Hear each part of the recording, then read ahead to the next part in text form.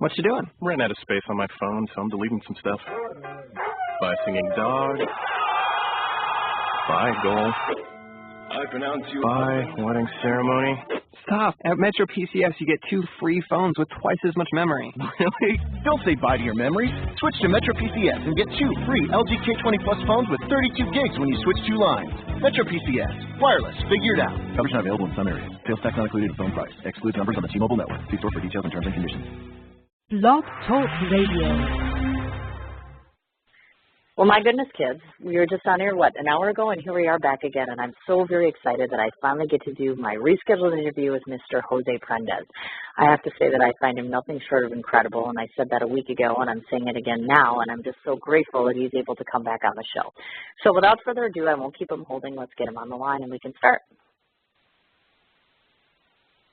Hello? Hello? Jose? Hi. Yes.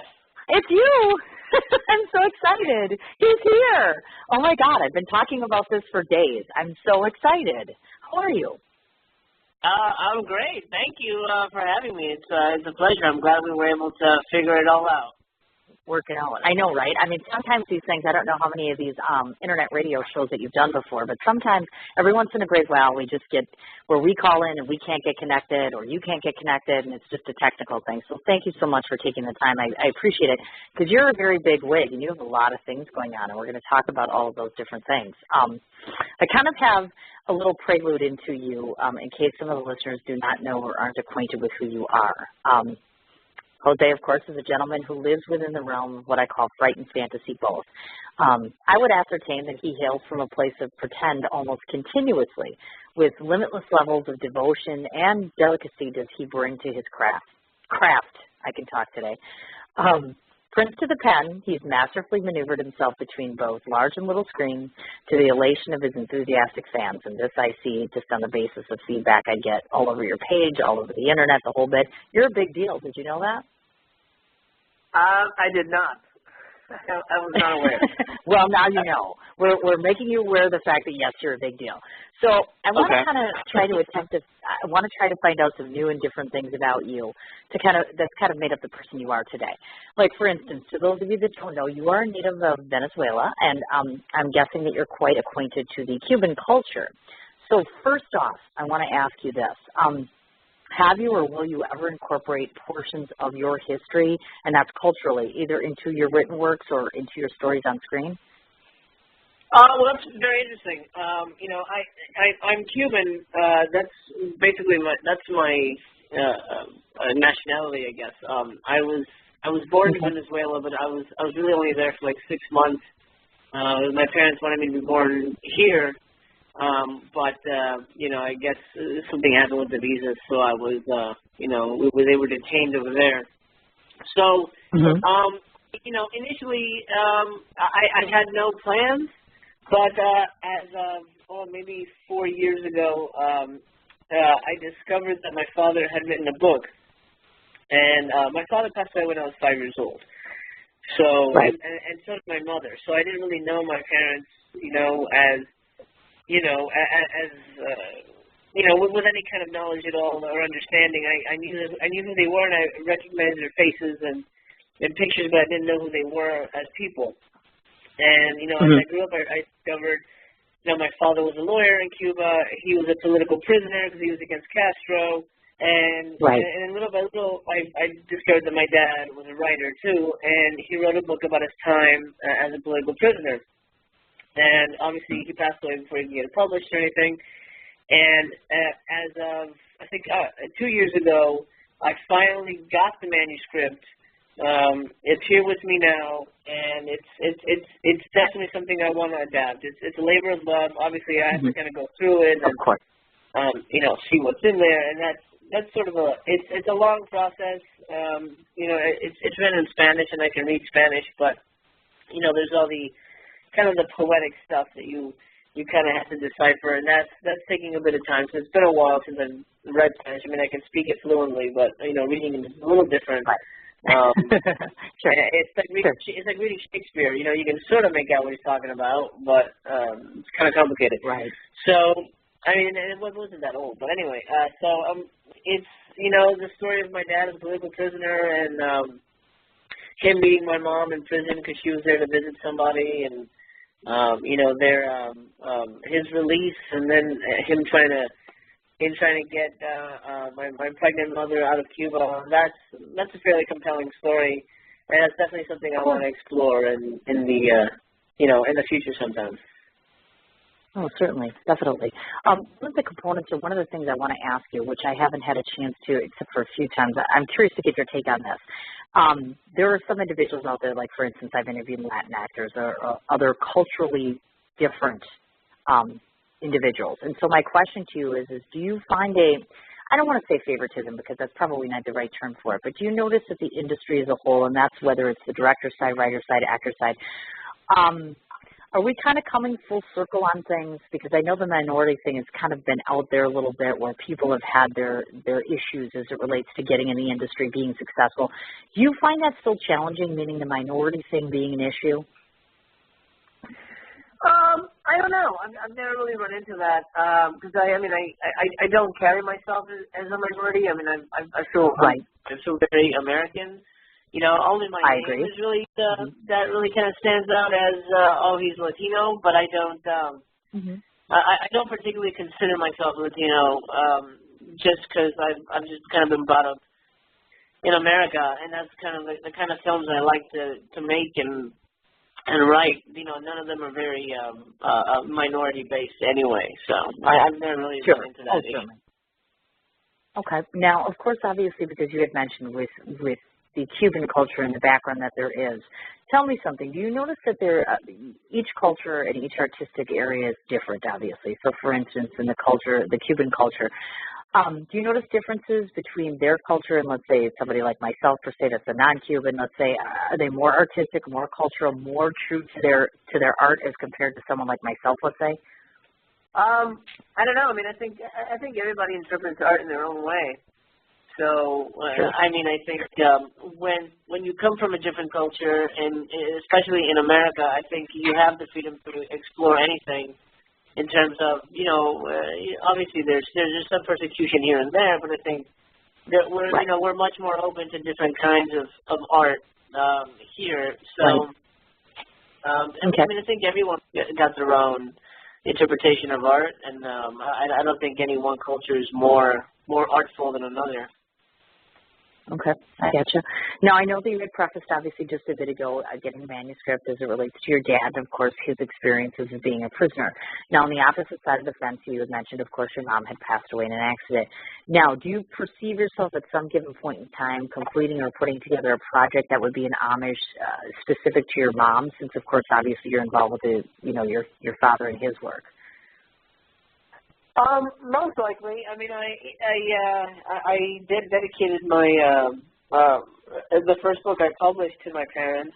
I think the biggest homage I ever gave my mother, which was I gave my daughter my mother's name as her middle name.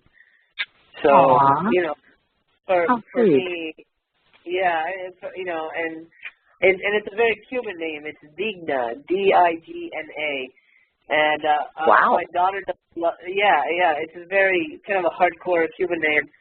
So my daughter doesn't love it right now. I mean, she's 5 years old just because it's kind of awkward sounding. But I think when she grows up, that's something that she'll very, very much appreciate. And I like seeing, and when I see pictures of my mom and I see my daughter, they have a really similar face. So for me, it's just a nice way to, have my mom around, kind of. I completely understand that, definitely. I understand that 100%. And then my other question was, obviously, now I don't know if you've had an opportunity to go through your dad's, materials of writing and such, but obviously, of course, one component of your life is writing, just as your father was a writer. So I was just curious if you happen to notice in his writings or his compilations, are there any similarities between the two of you? Because obviously you're father and son. Writing style. I think one thing that sort of stuck out at me is that I liked my descriptions are very flowery. They're not very kind of cut and dry. We kind of like to play with the poetry in the moment, and I think that's something I definitely noticed in my dad's writing that felt very similar to how I approach things. Oh, neat. How wonderful. Okay. Now, I want to proceed along to talk a little bit. I know that you had received a degree in film, earned at the International Fine Arts College, and surprisingly, I've noticed many times past in the different shows I've done with either producers, directors, or writers, a lot of times they've even gone and they've been to school for years and years and years, or otherwise there's been little to no educational background. So I wanted to ask you, maybe if you could detail in a little more depth as to the advantages of having this formalized training, because, you know, some that are out there have achieved great success and they've been in school very, very infrequently, whereas you yourself have had the benefit of getting a degree. So maybe talk about that a little bit and tell us how that's benefited you. Well, here's the thing. With film, you don't really need a degree. I mean, there's things you need to learn, and technical terms, and obviously, writing scripts. I mean, I was writing scripts in high school, but I taught myself. So it was one of those things where, like, I knew I wanted to do this since I was like 6 or 7 years old. I knew I wanted to do this, so I was always kind of watching a movie and studying it and kind of understanding the language of movies in different genres. So, I mean, with film school, it's a formalized kind of training where they give you all the techniques, like, staying on, in a 180-degree kind of access, so you don't break the line, and it looks like the actors are looking at themselves, and like all these little techniques and stuff for cameras and tricks, and I mean, that's okay if you want to become, a director of photography, and you need to learn about lenses and, how to read the light meter and all this kind of stuff. But I think for a director and a writer, I think the number one thing is just start writing. You pick up a book on screenwriting and teach yourself. You'll learn way more than going to school. Some people like to go to school. The only reason I went was because, my step-parents and my foster parents wanted me to go to some college. So I sort of appeased them and said, okay, well, how about I'll go to a film school, but it'll be sort of like an associate's degree, 2-year project kind of thing, and they were okay with that. But it was, for me, you learn so much more making a movie, especially as a director. I think if you want to learn how to direct, just, get a camera. Now it's so easy to get a camera and just go film your friends. And, and I would also tell a lot of up-and-coming directors to become writers, too. There's so much, I think it's so important for a director to own his material in terms of the writing. It makes it easier, I think, to interpret for the screen. At least I found it that way. So yeah, I mean, some people like film school and like they think they benefit from it, but if you're not trying to go into a technical thing, I mean, even a technical thing, if you work on a couple sets, you can pick up all the jargon and kind of understand all the odds and ends of being on a set and all the technical stuff that film school would instill anyway. But I mean, for some people it works, for some people it doesn't, but I don't think it's necessary nowadays. I think just go out and make a movie or be a part of the set, and you'll learn way more. Oh, definitely. And, I guess that was going to be my other question is nowadays I think we live in a society, and I've noticed this, you go onto YouTube and, everybody's produced a new film, or they put this up, or they put that up, and that kind of good stuff. Maybe could you speak to like you were talking about, to the people that are out and about there? Would you think it's a fair assessment to state that because there are so many people out there that are trying to break in, and especially I've noticed this on the reality TV side or on the television side of things and producing stuff and making new things, the competition, I mean, is it enough, do you think, to kind of scare people away? Like, I've noticed a lot of the younger filmmakers have kind of gone out there and just, they can't get a leg up, they can't get into the industry, it's too discouraging. I guess maybe speak to that a little bit, and how did you overcome all of that, the fear of failure due to all sorts of competition and all sorts of unknown variables out there? Well, I mean, yeah, there is a ton of competition. I mean, I think the only time there wasn't any competition was when film was starting out. In like the early 1900s, like that you can get a job easily. But nowadays, yeah, there are thousands of people that are equally as talented as you trying to get a job. And yeah, it's discouraging. I don't think I've met any filmmaker, a friend of mine who has not been discouraged, who has not wanted to give up. I've wanted to give up, a ton of times. But at the end of the day, if you want this career, you kind of have to say there is nothing else. And you know, you'll know it. If you're the kind of person who really wants this, you'll know it. You know, like, well, I guess I could get a job, you know, at the post office or something. And if you're okay with it, then all right, you're okay with it. You weren't really, you know, kind of cut out for it anyway. But most of the people I know, they're made for it, and they understand it's an ups and down kind of a thing, and it's not going to be easy. It's probably going to take a long time. I've been at it, you know, gosh, like 15 years, and I'm not exactly where I want it to be either. But you know, it's, you know, we can't all burst out of the gate, you know, Tarantino style, and you know, our first movie, you know, gets us an Oscar and catapults us into stardom. It's very rare. It's very, and even people who do get to that position sometimes don't even pan out and fall off the radar. And even people with Oscars have trouble getting movies made. So it's, it is a business of disappointment, but ultimately you have to remember why you're doing it, and it's because you love movies and you love telling stories and entertaining people. And if you never lose that magic, then you'll be able to hang in there, you know, and I think that's key. And most of the people that got anywhere, like a lot of the actors we love, you know, didn't really get their start until they were in their 40s. So, and that's because they were hitting it hard and auditioning here and there. It's just one of those things where you just really have to keep fighting, and it's not going to be easy. But if you're willing to sacrifice yourself to film, you know, for the betterment of art or whatever, then you know, this is the job for you. But it's definitely not the easiest thing to do, and you're not going to make a lot of money, at least in the beginning. I mean, I still don't. So it's just one of those things where you just have to really love the process and believe in kind of the power of movies, and that's it. Gotcha. Very wise words. My goodness. Have there been particular individuals, meaning I call them scholarly sorts, if you will, meaning have you met fellow filmmakers that have, not necessarily, you know, the top filmmaker per se, but just filmmakers you've met that you've had associations with that in some way have changed how you've done things or have inspired you or motivated you? Maybe talk about that a little bit.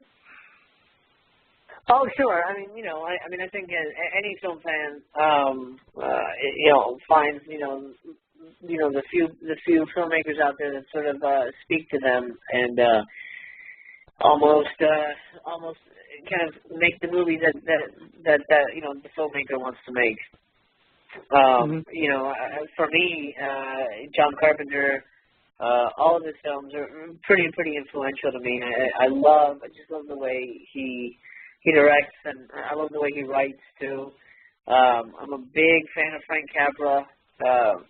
Obviously, I mean, It's a Wonderful Life is such a beautiful movie, and it's one of my favorites. Oh my God, yeah. Okay. Yeah, it's such an epic. It's an epic story, but it's told in such an intimate kind of, you know, quiet setting. But and that's kind of the thing that I love about movies. I mean, I think the movies that we remember, the movies that last for years, are the ones that have a message that you should never forget. And that's what's important about movies and books and art in general. It should be to remind us about life and how beautiful it is and how important it is. You know, and it's also entertainment, and not every movie should, you know, be a message movie. But I think every movie allows us to kind of understand the world, you know, in a better way. I mean, I've got plenty of friends who, whenever they get depressed, they'll put in a certain movie and it cheers them up, or it reminds them of their childhood. It reminds them of, you know, oh, I saw this with my dad, and I miss my dad today. I'm going to watch it. You know, it's things. It's kind of like, you know, having a scrapbook. You know, you have these unique pieces of time that continue forever. And It's a Wonderful Life. I mean, when it came out, it didn't do very well. It was a flop. But the message was. Yeah, and like, you know, the message was so strong that it continued, and people discovered it. They realized what the movie was trying to say, what Frank Capra was trying to say, and it's such a beautiful thing. And that's a movie that will never die. And that's, I agree, 100%. and that's something I take to heart, and that's why Frank's one of my favorites, because most of his movies are really filled with a lot of heart and a lot of really good intention and a lot of joy, and that's an important thing in the world.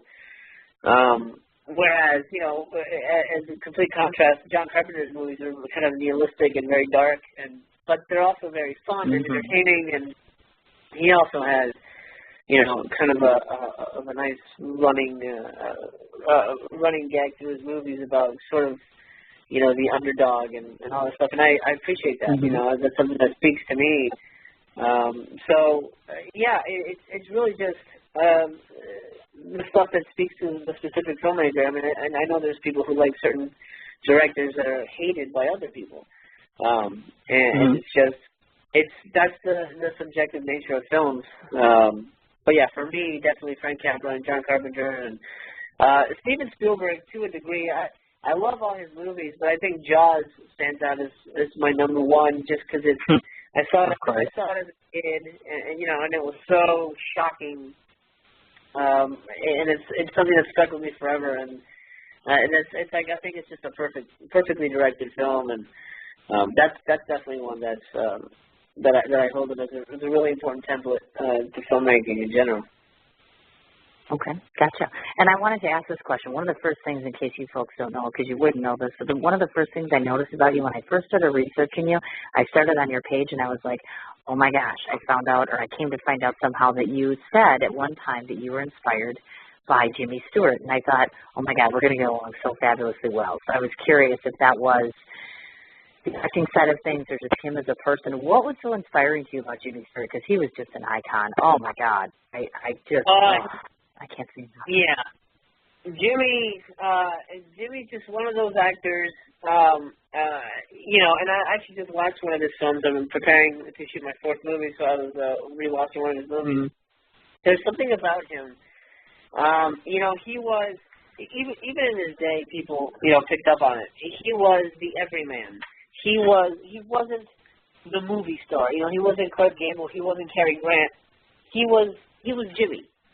And in every movie he technically pretty much plays himself, but there's a humanness, there's a gentleness, there's a kindness to him that comes through even when he's playing, cowboys, or hardened reporters or whatever. There's something just so magical about how he interpreted scenes and how he turned a movie into something really spectacular, and it's with It's a Wonderful Life that I really discovered really how powerful an actor could be and how important an actor could be.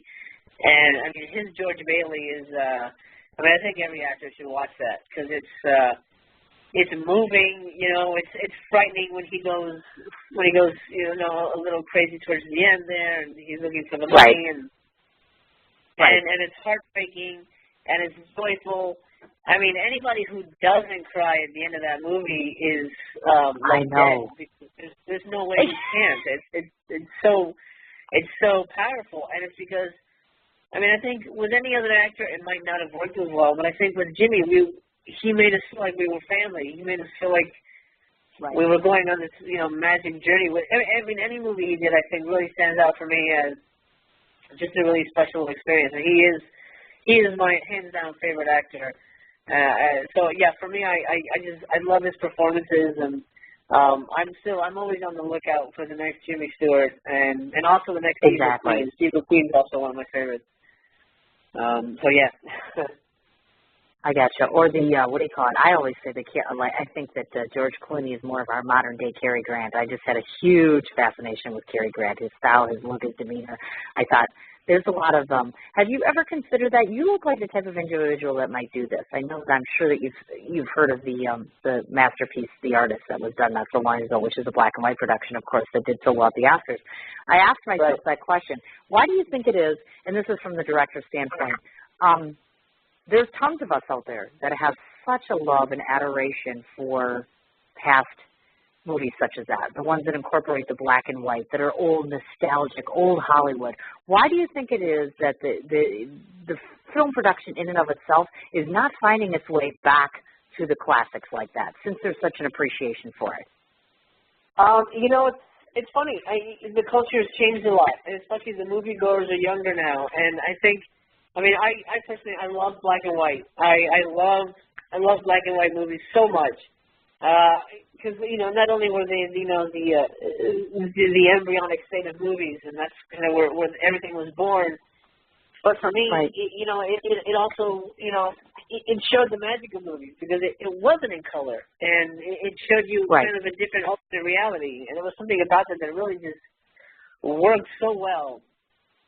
And I think so I think I'm probably the last of the generation of people who sort of appreciate black and white nowadays. A lot of the kids are growing up with remakes and just really kind of garbage movies in theaters, and black and white is becoming less and less palatable to these people, and which is a shame. So I think classic filmmaking will sort of always be there, but it'll never be the same, right. As it used to be, because just people don't make movies like that anymore. People don't have that kind of mindset anymore. Writers don't write like that anymore. The camera isn't. The camera is smaller now, so we don't. It doesn't have to feel as stagey anymore. And I think this. And black and white movies will still be made here and there, like Nebraska recently. Right. Which obviously a lovingly made black and white movie, but. I don't think we'll ever see a renaissance of black and white films like we're seeing with 3D, just because the audience isn't really there for it, unfortunately. Right. Yeah, I know. I figured that. I just thought, I thought it was just me, but I'm guessing that, we probably won't see that, but it sure would be nice. It's kind of like going back to the drive-in days. Sure would love to have a lot of them around, but there just aren't many anymore. I get that ideology. Right. I want to switch over to talk about the author side of yourself because I, of course, am an author, so I'm always fascinated about the writing side of things. I wanted to talk a little bit about, first off, we'll start with your first novel, which is entitled The Harbinger. And I know that I was recently informed that you're going to be doing a second novel series, which is basically a young adult series, actually. Yeah. Now, I have a couple questions relative to this, and that I've noticed, and maybe it's just a personal observation, I'm not sure if you've heard this before, as far as how diverse you are as it relates to, you lack genre specification in either both your written work, your produced work, your directing work. Was it always your intent to break the mold by participating in just a plethora of subject matters as compared to one genre? I guess I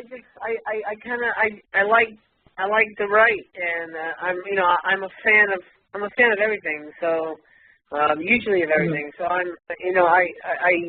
think a lot of creative people don't want to be thrown into lumped into one category as they make horror movies, or that guy's a comedy guy.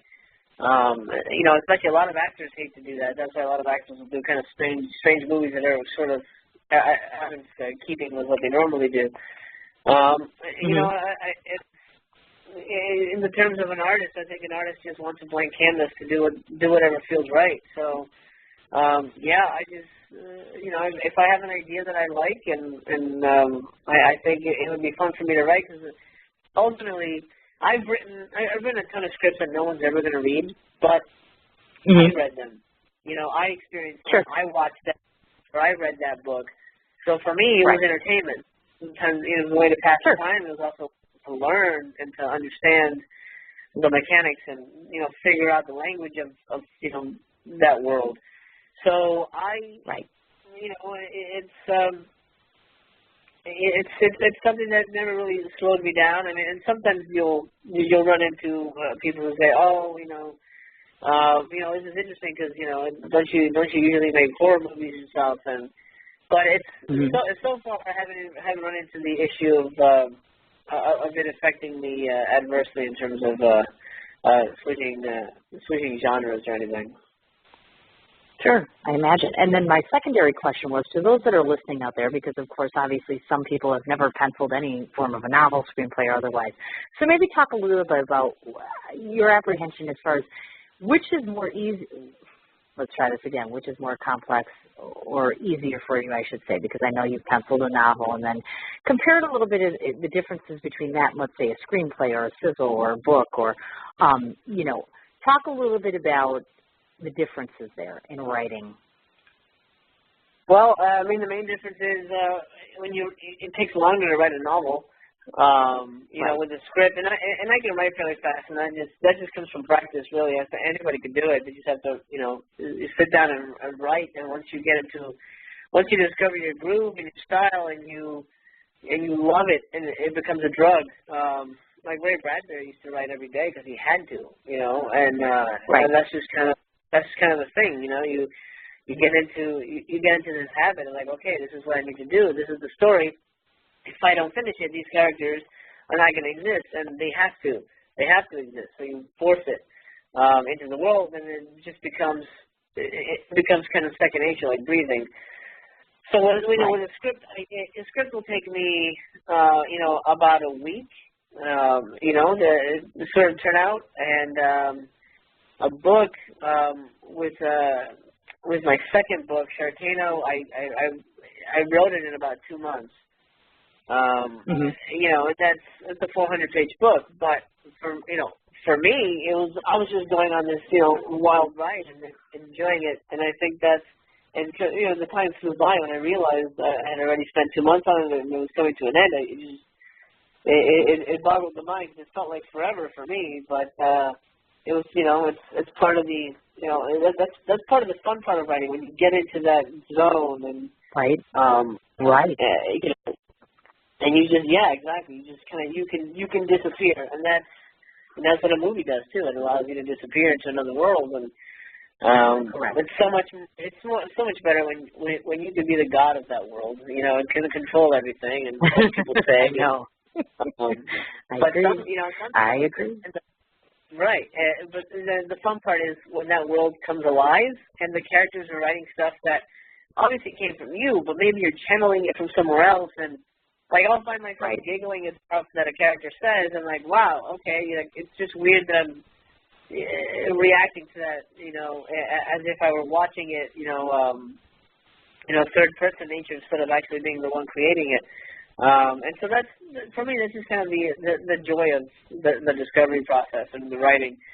But definitely, yeah, writing a script is way faster, and it's less. I mean, I think they're both involved in terms of developing a character, developing a situation. But you certainly have to have more in mind when you're writing a novel in terms of, you know, how characters relate to each other, because most likely you will be writing that. In a script, it's mostly dialogue and action. But in a novel, you really have to worry about, okay, does this guy like this guy? Does that girl have a crush on that guy? You know, all that kind of stuff that usually is all the in between the dialogue and stuff that you have to fill in now that doesn't exist in the script. Oh, sure, certainly. And of course, the other thing too is, and I was thinking about asking this question, a lot of times when you write, and I don't know if this has ever happened to you, have you ever written something and thought to yourself, this is going to be great, and by the end of it, you completely tossed it? Do you think that's unusual? Because I know some young writers are out there and they're thinking, oh, everything I read is junk, and they keep, you know, throwing it out and starting over. So I want to ask someone like yourself, have you ever written something and then got to the end and thought, just completely scrapped it and said, this is junk, this isn't going to work? I wouldn't say that I felt it was junk, but I think it's certainly my early scripts and stuff, because for me, sort of developing that kind of that speed and kind of that greediness that I wanted to write. I also developed a real connection to my characters and to the situations and things like that. So when I get to the end, I'm sad because it's over, but I luckily I've never felt like, oh, this is junk, what did I write? However, sure. A lot of my early material, I feel needs some work. But like I said, I mean, that's stuff that no one's going to see. I wrote it for me. I wrote that at a time in my life when I was learning to write. And, it might not be perfectly formatted and all that stuff. And, You know, I was writing it, you know, using Microsoft Word. So nowadays there's writing software like Final Draft. Oh, I know. Amazing. Right. So, you know, it's stuff that's sort of in a different format. It's, you know, I've got it printed out just for me, for memories, but it's, you know, it was learning classes, and I think any writer should, you should just, I mean, a lot of screenwriting books say, you know, write your first script and then throw it away, because that was your practice one. And I think, you know, and I think there's a lot to be said for that. And I think if you want to be a writer, write and enjoy the process. Don't worry about, oh man, am I going to get this made? Is this going to sell? Am I going to make $1 million? Because all that stuff's going to mess you up. What you need to concentrate on is, I want to write a movie. I want to write a movie that I want to see, that I want to enjoy. So do it, you know. And at the end of the day, if you're happy with it, great. You know, and if you're not happy with it, hey, that's great too. You wrote a movie. There's so many people that are worried about writing a script and never do it. They're always talking about it, and that always annoys me. A lot of people are like, hey, how do you write? You know, give me some tips. And you know, like I can't give you tips. But just write. You know, there are no tips. Right. Write. No, and exactly. That's right. That's now question for you. That's pretty much it. Yes. Okay. Now, I wanted to just maybe if you could just tell our audience, of course, first of all about the Harbinger, your first book, and just give a brief summary on that so people have some idea of what that's about. And then second of all, maybe talk to us a little bit about what we can expect in this young adult series that you're going to be producing. The Harbinger is let me see. I'm sorry. I have to kind of. That's okay. This was back in 2000. Right. Okay. It was about a guy who dies in an accident, and he wakes up in a hospital and he feels like, oh, he survived the accident, but it turns out that he died, but he was brought back in the employ of the devil. And, you know, now he sees people with a 666 carved into their heads that no one else sees it. Only he can see it.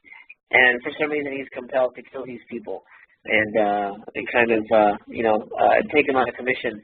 So it's a very kind of a dark horror novel.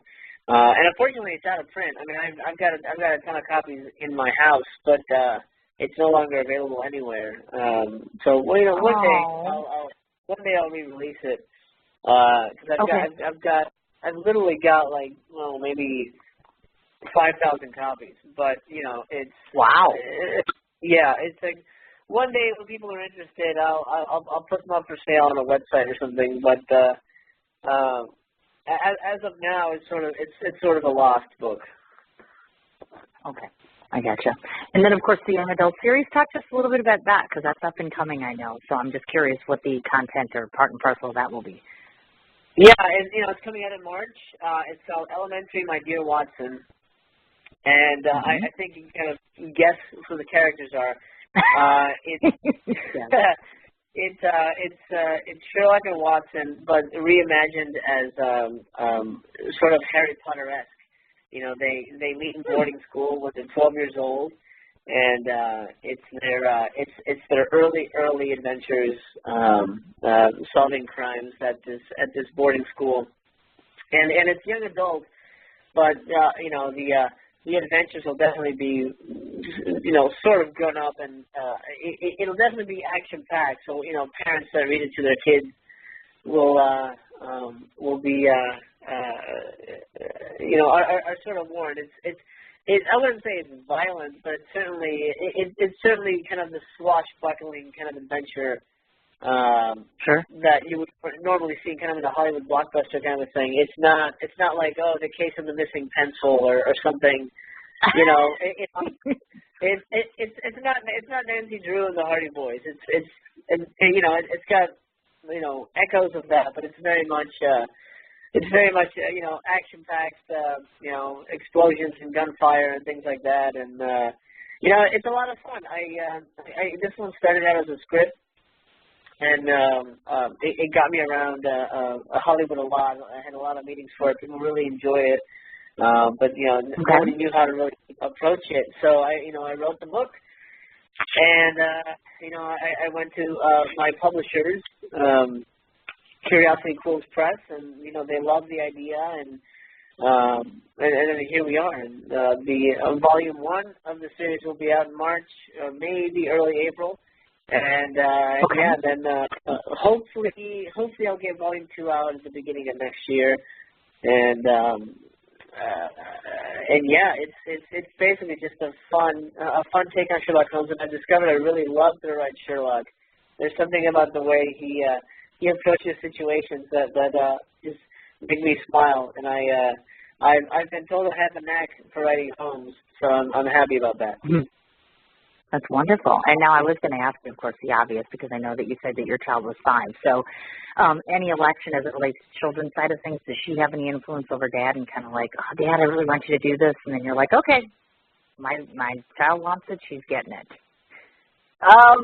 No, but when I talk to her at night, she wants me to tell her a story, so I'll concoct sort of a star-studded story where Mickey Mouse meets Beetlejuice, or something along the line. Really, really fantastical, and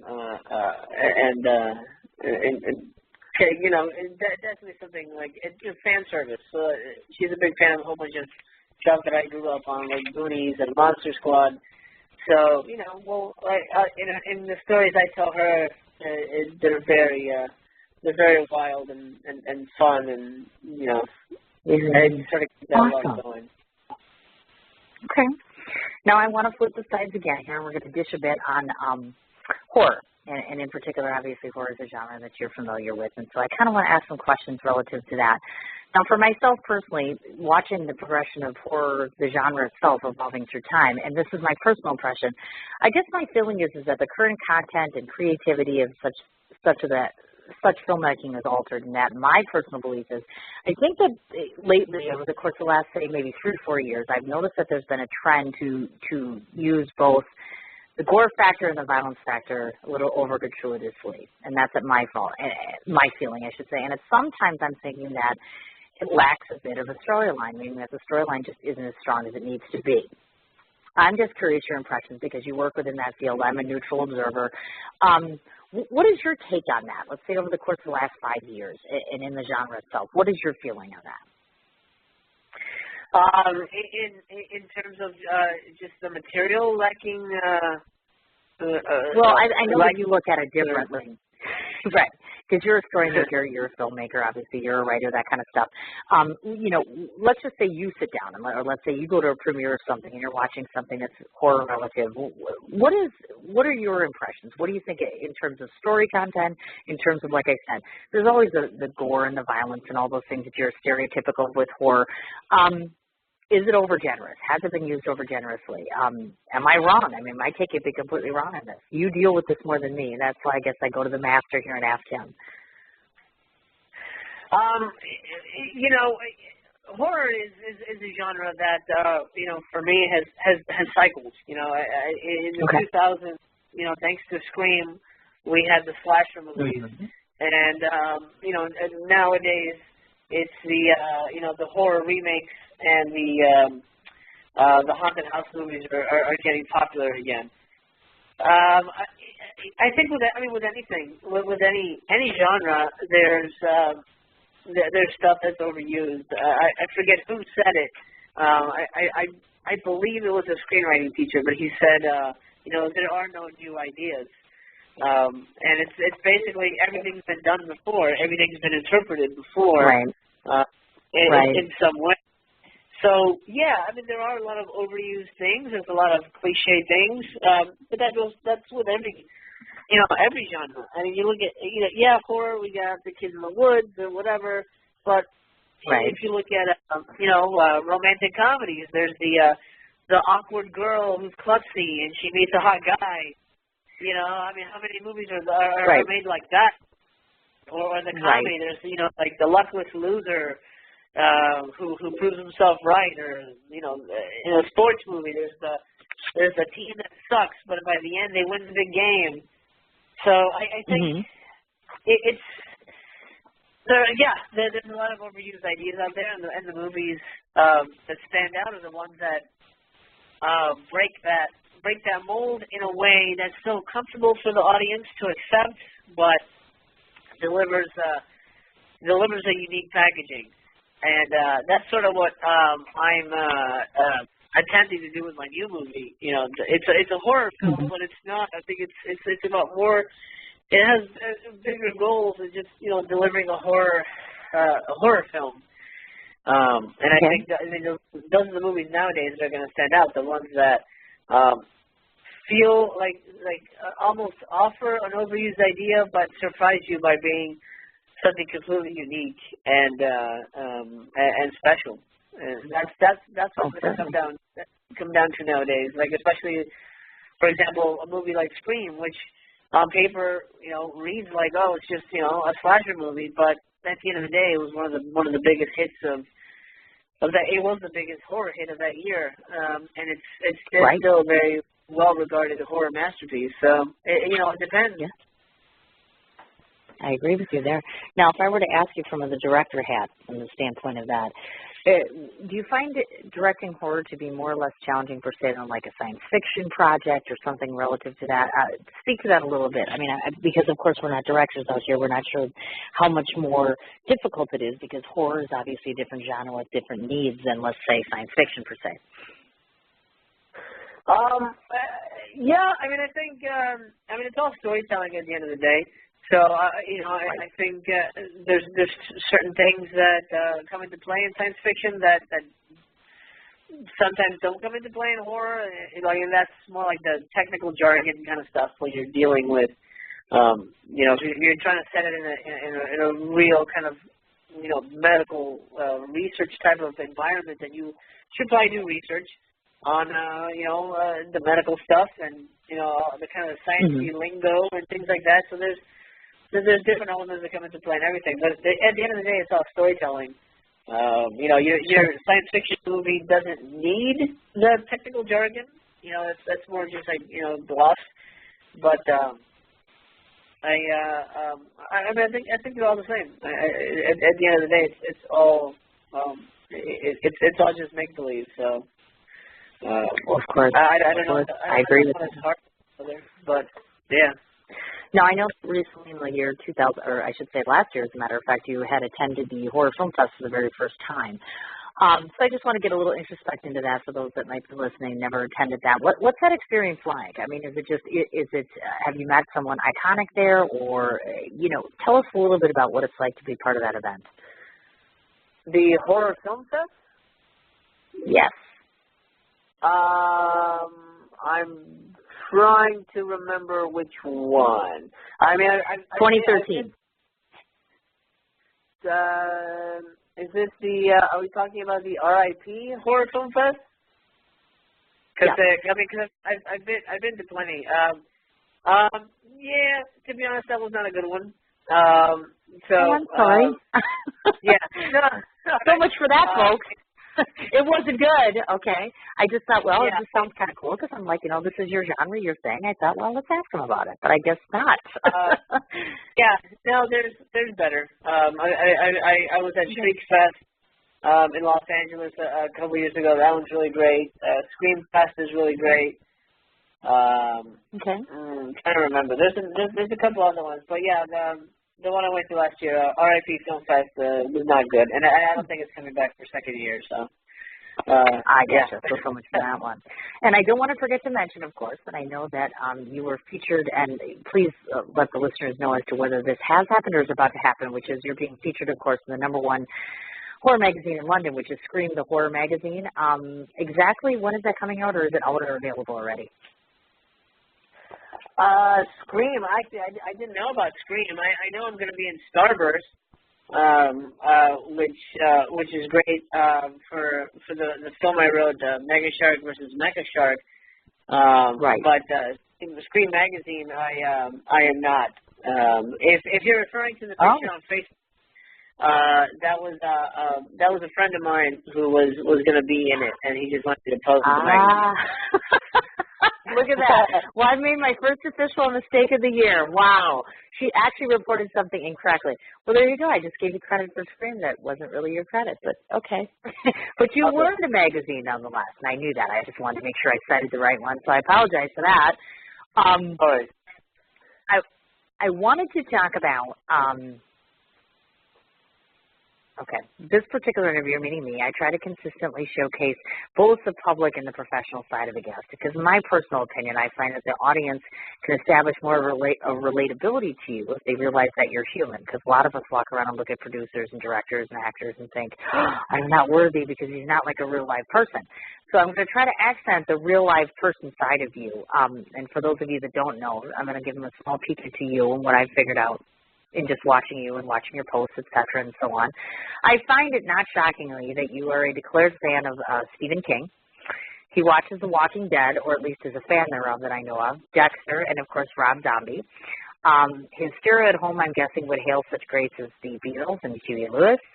And even the consummate professionals such as Jose carries a childlike component in that apparently he likes Home Alone, the Lego Movie, and Mr. Willy Wonka himself, Gene Wilder, which I think is awesome because I absolutely love Gene Wilder more than life itself. Now, I have to ask this question. You have all these different bodies of interest for a man who's so heavily into everything, meaning film producing, writing, doing the whole 9 yards. I'm asking myself, first of all, how do you ever sleep, or when do you sleep, or when do you have time for these interests? And then, second of all, I'm wondering if you have other personal passions outside of the entertainment ventures that you do. Okay. Answer number one: I don't sleep. Okay. I go to bed very late, and I wake up early because my daughter's school is in the neighborhood, so I walk with her and my wife. We walk her to school every morning. So I might maybe get 6-7 hours a day, usually of sleep. So I'm tired all the time, but that's all right. That's what I make coffee for.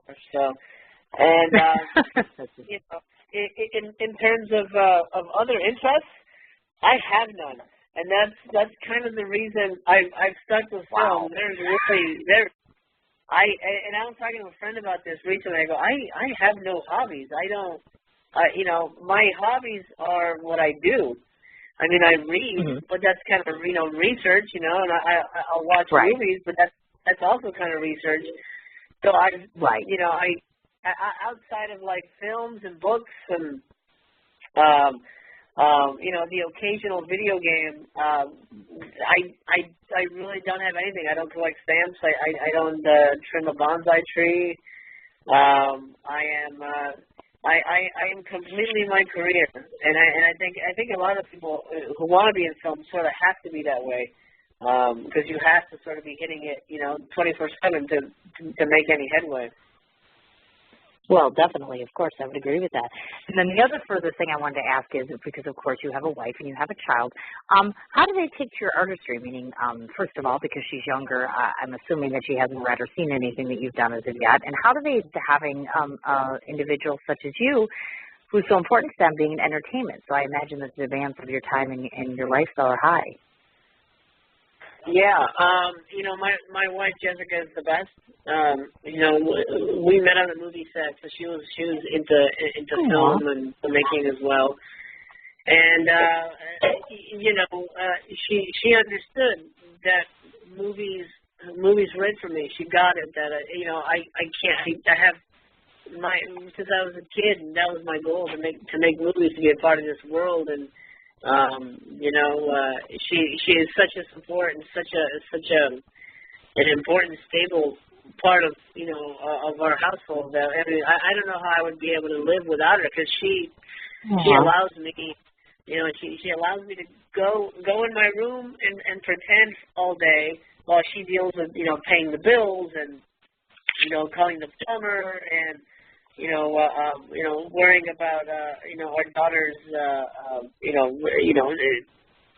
things she needs at school, getting her making her lunch and all that kind of stuff. She makes me lunch.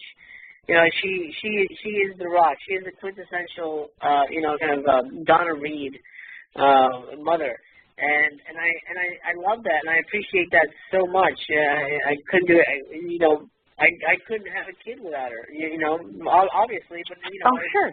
If she left us, I don't know what I would do, because I hate the real world. I live in a fantasy, so for me to have to deal with, like, oh yeah, you know, the credit card bill is late. We have to call and see if we can get it. You know, get the late fee taken care of or whatever. I'm like, I don't want to do that. You know, I don't like having to deal with the real world, and so luckily she allows me to play, and she can deal with the real world for me. So she's my buffer. And then my daughter, you know, she was brought up since she was 2 watching movies, and my house, I mean, I've got posters, and it's kind of always Halloween here. So, you know, she was brought up in that environment. So for her, she's down my movie sets, and she's been in a couple of my movies. So she understands. She understands a movie is a movie, and it's not a real thing. So, and I've shown her stuff like Jaws and the Tremors movies and Monster Squad and a lot of the Universal Monsters movies. So she's seen some stuff that a lot of her friends, you know, aren't allowed to see. But, and like Jurassic Park, I'll tell you this, she has never had a nightmare. And really? And I take that as a, you know, as a real kind of like, you know, a badge of honor. I've shown her some really frightening movies, but she's never woken up frightened by it. Because she understands the movies. She understands that they're art. She understands that they're make-believe.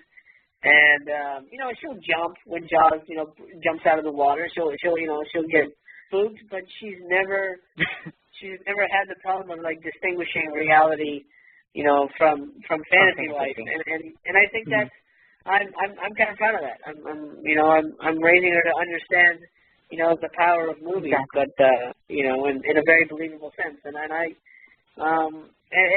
she's already talking about wanting to be a director and you know, wanting to write and all that stuff and be an actress, and you know, you kind of do everything. So that's great. And you know, and I'll be there for her whenever she wants, because I understand.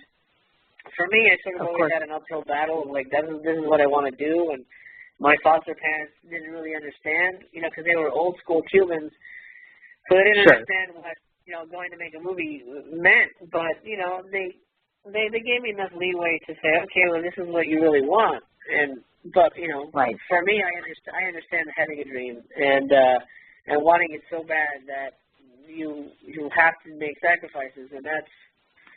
You know, that's part of having a family. So I know a lot of filmmakers who are single just because they don't know how to juggle that. I think the key is to find an amazing spouse who will allow you to juggle, or who will do the juggling for you, so you can you don't have to worry about keeping the balls in the air. And that's always, you know, that's been the key to whatever success I've gotten so far. Gotcha. And of course, I want to speak a little bit about, before we get into the actual film portions of things and the productions you've done, I want to talk a little bit about, in case those of you don't know, you have had an association with Asylum Entertainment. And of course, they've been the benefactor of 7 films in which you've served as a screenwriter. So just maybe if you could speak again to the novices out there, individuals who are out and starting out and about and such, would you recommend, out of all the things that you've written so far, including these screenplays, I should say, where do they want to get started if they want to become successful in this industry, in your opinion, in your experiences? Should they write a screenplay? Should they do a sizzle? Should they start out with a small book? Where would you lend people towards, especially because you have so much experience in that screenplay area? The easiest thing to do is write, because you don't need anybody for that. So I would suggest, you know, I would suggest a screenplay because it takes less time. I mean, technically it should take less time. I mean, I know people who've been working on one script for 2 years. So technically, yeah, it takes less time, and it gives you more of an opportunity through the door. Like you can get your script read by people. A book nowadays is tough. You know, I just released my second book, Sharkano, and you know, it's gotten some really good buzz and some really good press and all that good stuff, but it's harder to get people to read a book because it's longer. So I think, you know, with a script, you can, more doors are open to you. You can go to managers, you can go to agents, you can even go to production companies, and a lot of production companies are looking for material. So I think that's where I would start. And if you're a filmmaker, and you want to practice, you know, do short films, but keep in mind, short films don't go anywhere. They'll play at festivals. Right. But at the end of the day, they're sort of a waste, at least as far as I consider it. Okay. And do a couple short films, maybe just to kind of not get rusty, and then do a feature. I would suggest doing a feature, and if you do it for no money, that's fine. But a feature is really where you're going to get noticed and where you're going to get anything, and there's the potential to actually make money off of a feature. Right. Or shoot a little sizzle or a teaser of your feature and shop that around with the script. A lot of people have gotten great success with that. So, right. Sure. I do. Probably the one to stay away from is books, because it's not essentially the easiest way to make money, or the easiest way to find a publisher. Right. But if that's what you want to do, and that's what's in your heart, then who am I to tell you no? So, I mean, my advice is if you also want to write scripts, start there. But if it's all about books, then do what's in your heart. I mean, I think people people that can people don't listen to their heart very often, and I think that's important. So that would be my main advice: listen to yourself. Gotcha. All right, now we're going to go ahead and take a look at what I would call, and I'm certain all of you are aware of the same thing I am, which is, as I stated, you are incredible, and that your work is just as incredible and considered that by industry standards. I want to give the audience a rundown of some of the things that you've done in the past, picture-wise. 2001, of course, was The Monster Man. I believe that was your first film. I want to talk just a tad bit about this. In your personal opinion, what value derives from a lower budget film as compared to, let's say, now today's industry standards, as you know, we're talking big, huge special effects, we're talking big name actors, we're talking, large amounts of promotion, whereas back in the day when you started, you did a lower budget film. What value is there to the lower budget film, or the indie films, I should say, because I already know, but, obviously you're a filmmaker. Can you talk a bit about that and your impressions? Well, the main value is usually you have a lot more creative control. And you're allowed to actually make the, at least attempt to make the movie you see in your head.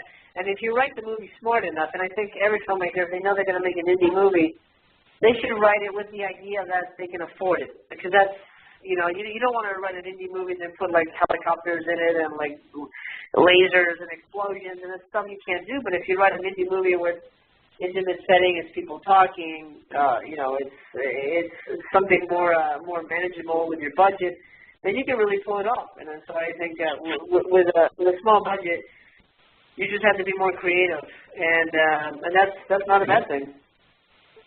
No, definitely not. I would agree. Now, I know 2003 was the release of Corpses Are Forever, and on that particular project, you had juggled 3 different hats, which is writer, actor, and producer. So the main question I wanted to ask is, of course, when you're doing 3 roles all at one time, how challenging is that? And moreover, in your personal opinion, which one are you most skilled at? Meaning writer, actor, producer, director, which one suits you best? With Corpses, I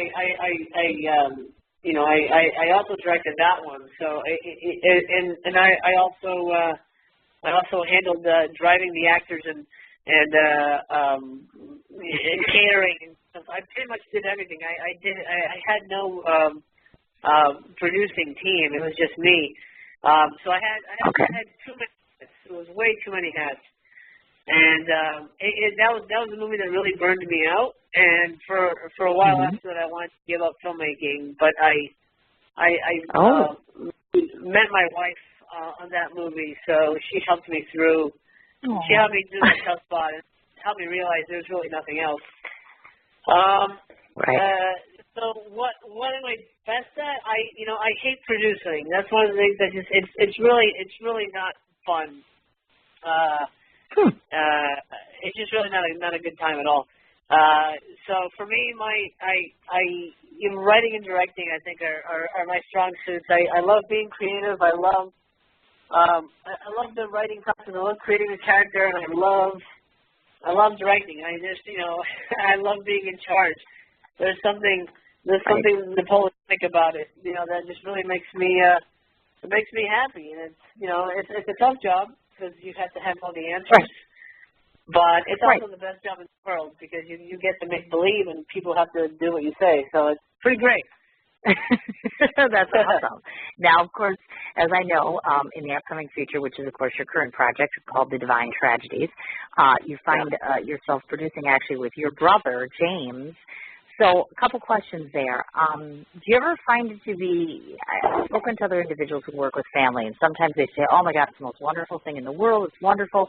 And then others, you know, that work together are just like, oh, it's a living hell. We go to work, and it's like, oh, my gosh. So do you find that it eases the process with family? Well, let me. I wanted to stop you before you continued. I don't have a brother named James. The producers of the movie are and James Kondelik, and but they're not me. Oh, my gosh. What is the deal here? I thought I had my A game on here, and now I've made two boo-boos. This is unheard of on this show. My God. Oh. Okay. Well, let's talk Divine Tragedies, because obviously that's the current project. Could you possibly enlighten the audience and let them know what can we expect out of this particular project? Meaning, tell us a little bit about it, summarize it, and then when can we expect to be seeing it? Divine Tragedies is based on and loosely based on the Leopold and Loeb case of 1924 about the two guys who thought they were superior to mankind, so they decided to try and pull off the perfect murder and get away with it. Obviously, they didn't. But I've always been fascinated by that movie. I mean, by that case and the movies based off of the case, Compulsion with Orson Welles and Rogue with Jimmy Stewart. So I've always wanted to kind of attempt a version of that story and, you know, enjoy that, kind of explore that world and kind of enjoy it in a different perspective than it's been told before. So, so our version is a little more modernized. It's a little more David Cronenberg. It's a little more David Lynch. It's definitely more artsy and bizarre. Yeah, there's gonna be some stuff in that it's gonna blow a lot of people's minds. I'm really excited to do it. We actually start shooting in 2 days, and hopefully by the end of the year, you know, we'll be playing at festivals. So yeah, fingers crossed. Nice. Oh, very excited. And I've got fingers and toes crossed, of course, as I'm watching the development on your page and seeing they cast this person, they cast this person. So it gets kind of exciting to watch, you know, everything envelop and such. Speaking of which, I wanted to ask that question. Do you have particular, or I don't know, every person is different, obviously, specifications as it relates to your cast or your crew? Do you have certain things that you look for in particular? Usually I use the same people over and over again. I'm very loyal, and for me, my crew is my family. So, you know, if unless somebody really, you know, it's just really unpleasant on set, I like to work with the same people. And then when they're not available, I'll ask them for recommendations of people that they vouch for. So that's sort of how I approach it. I like to have a group of friends that I count on for certain things, and you know they've always got me if they need something. So it's just, you know, and that kind of like, you know, community filmmaking aspect is really important, and I think you know, it keeps this business friendly instead of competitive. Oh, definitely. I would agree with that. Now, I have saved the very last question to be the best question. I say this because my son helped me write this question. I have a 7-year-old little boy, and I told him this morning that I was interviewing you. And I told him your body of work. And, of course, the minute the word shark came out, it was instantaneous. He was just, boom, Mom, find this out, find this out. So this is a question from my son, Tristan, who's 7 years old. He said, make sure that you ask him, what is your absolute favorite kind of shark ever? Easy, the great white shark. Is there a reason? Well, because that's what Jaws was, and for me, it's the granddaddy of all sharks. You know, I mean, I guess I could say the megalodon, which is the bigger version of the great white, but you know, nowadays, yeah, the great white shark is It's frightening. Is the I thing. think if somebody threw me into a pool with a great white shark, I would just instantly have a heart attack. I wouldn't even have to do anything. It's just one of those primal fears. And one of the reasons I wrote my new book, Sharkano, was because I wanted to explore the great white, and and for the most part, the only shark in that book is the great white, but in llama form because they're hell sharks. But great white shark for sure. Gotcha. And then his other question was this. He said, because I told him about the 2 different bodies of work that you've done, and he said, is there a reason you like sharks so much? Did something happen to you, or have you met sharks, or have you, well, he said ridden on sharks, and I'm like, honey, we can't ride on sharks, but he's 7, so it's kind of like, he's like, just find out, has he played with sharks, or has he met sharks? And I'm like, okay, I'll formulate a question around that. So is there a reason you have a personal love for this animal, or is it just the fascination for some reason? I think they just scare the hell out of me. I mean, I think that's pretty much it. They're just frightening monsters, and they're real. And it's not like Frankenstein Frankenstein's a bad example because he's kind of a good guy, but it's not like a werewolf or some other kind of make-believe monster. This is a real thing. I could go into the ocean right now and be eaten by this thing.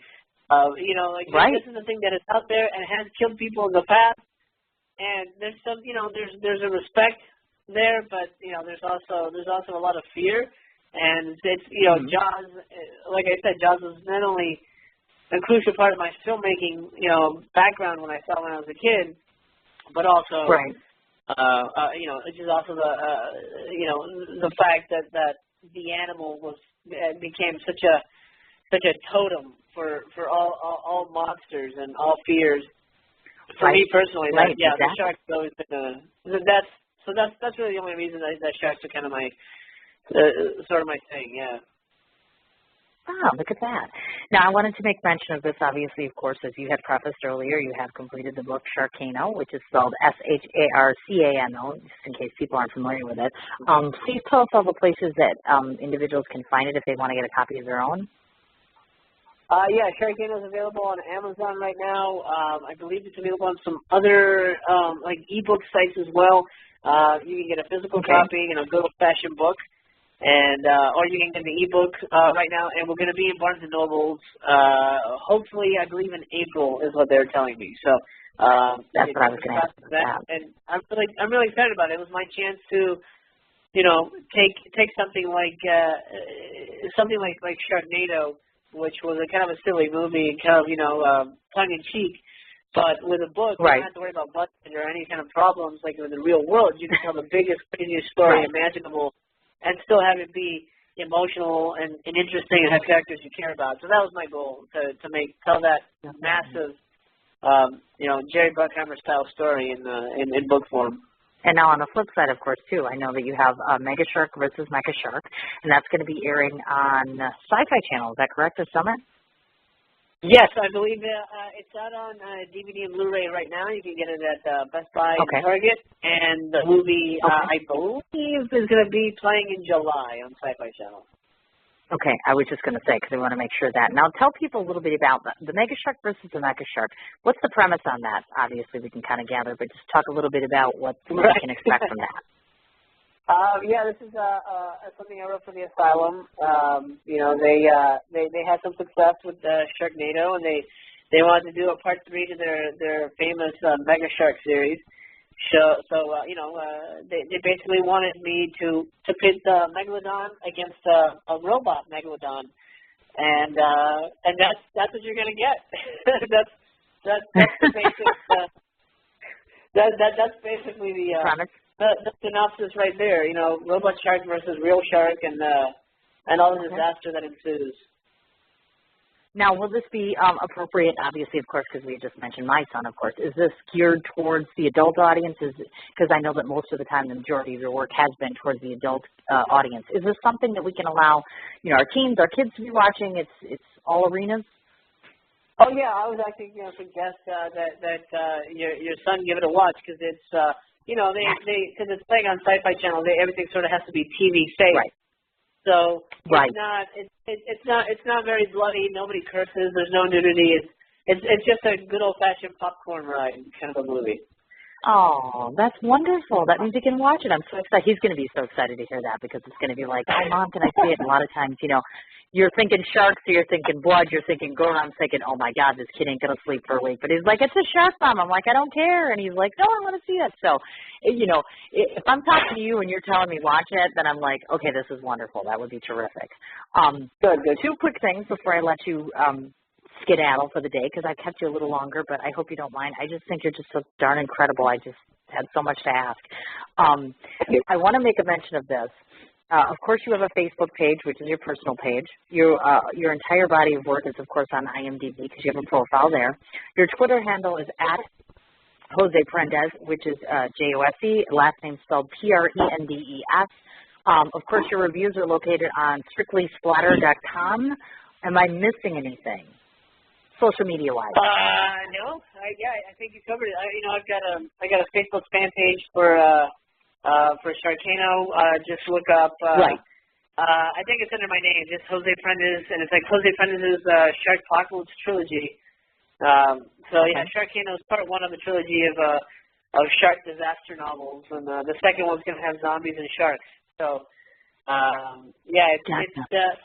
the story's going to get crazier and bigger, and I'm looking forward. It's going to be a crazy ride. And hopefully people join up and enjoy. And also, Divine Tragedies has a fan page, and we're going to be putting up stuff pretty regularly, probably every day, at least twice a day when we're shooting. So a lot of exclusive nice. that no one is going to see. So hopefully people. Okay, wonderful. So that information will be up.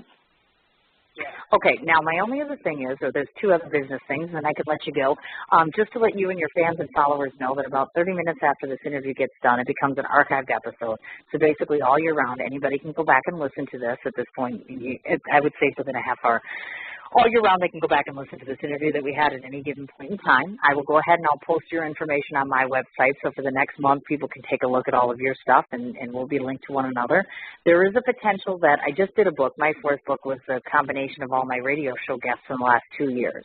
So hopefully at the end of the year, I'll make the executive decision to do another book. And since you've been on my show, you'd be more than welcome at that point in time to be in it if you'd like.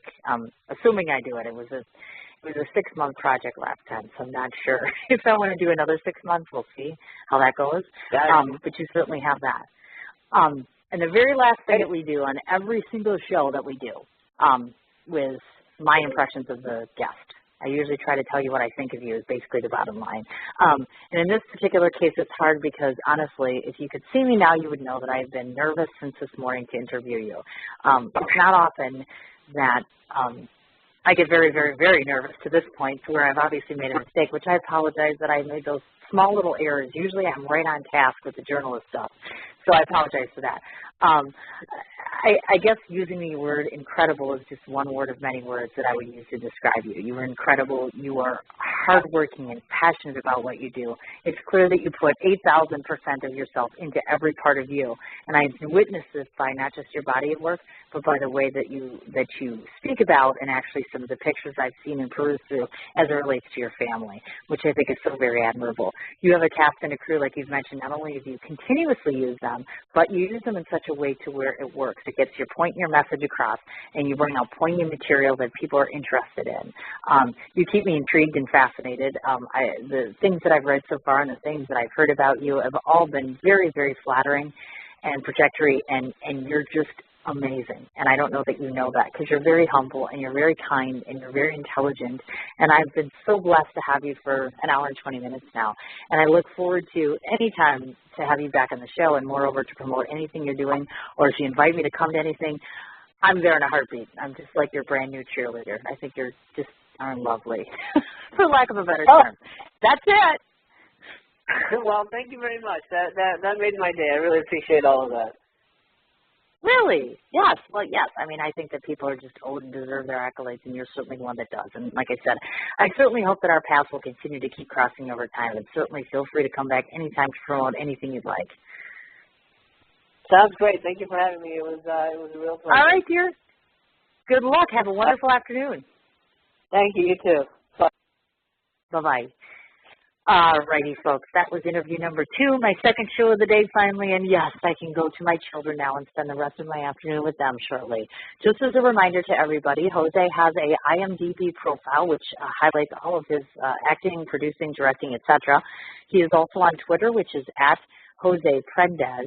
He has a Facebook personal page, of course, and obviously his other projects, which will be coming up on the Sci-Fi Channel, etc. I will be posting all that information up on my website. As for me, I will be off the air today for the rest of the day, spending the evening, I'm thinking, of either SmackDown or wrestling with my children. And tomorrow afternoon, we feature change time, by the way, instead of 6 o'clock Central Standard Time.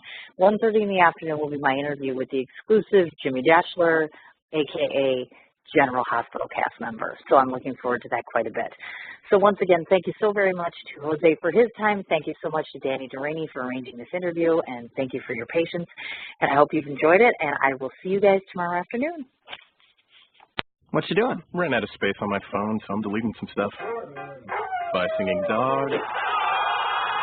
By goal. I pronounce you. By wedding ceremony. Stop. At Metro PCS, you get 2 free phones with twice as much memory. Really? Don't say bye to your memories. Switch to Metro PCS and get 2 free LG K20 Plus phones with 32 gigs when you switch 2 lines. Metro PCS. Wireless. Figured out. Coverage not available in some areas. Sales tax not included in phone price. Excludes numbers on the T-Mobile network. See store for details and terms and conditions.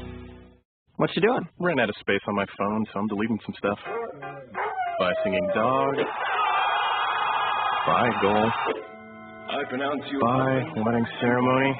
Stop. At Metro PCS, you get 2 free phones with twice as much memory. Really? Don't say bye to your memories. Switch to Metro PCS and get 2 free LG K20 Plus phones with 32 gigs when you switch 2 lines. Metro PCS. Wireless. Figured out. Coverage not available in some areas. Sales tax not included in phone price. Excludes numbers on the T-Mobile network. See store for details and terms and conditions.